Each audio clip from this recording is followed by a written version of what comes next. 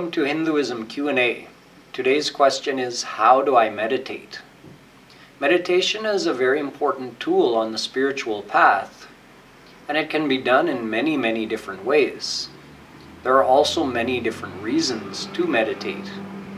However, the highest goal of a soul is to attain God, to experience God. To attain God, we must become surrendered to God, because by surrendering to Him, we receive His grace, and with His grace, we receive that divine experience.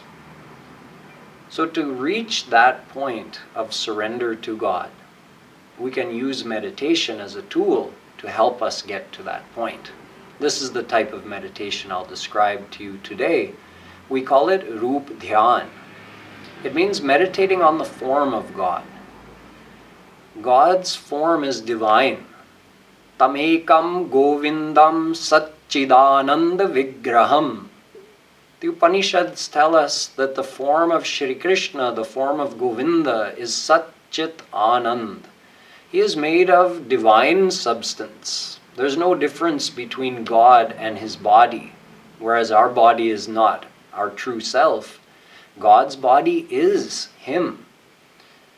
He does not reside in His body, but He is His divine body. And with that divine body, He is omnipresent. So all we have to do is think of Him, remember Him, close our eyes and form an image of Shri Krishna in any way that we've seen Him pictured or heard Him described.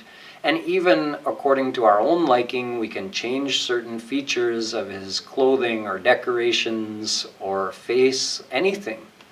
We can visualize Him how we best like to think of Shri Krishna.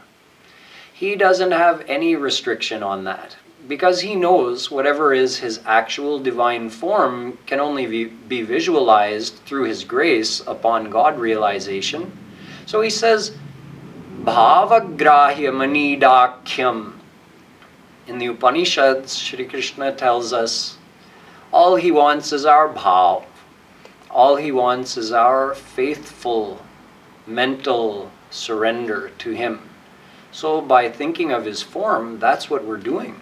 We're actually exercising our faith in Him, exercising our surrender to Him. It's a very simple form of meditation. Anyone can picture the form of Shri Krishna. And while we're picturing, we imbue that meditation with the feeling that we are seeing real Shri Krishna in front of us.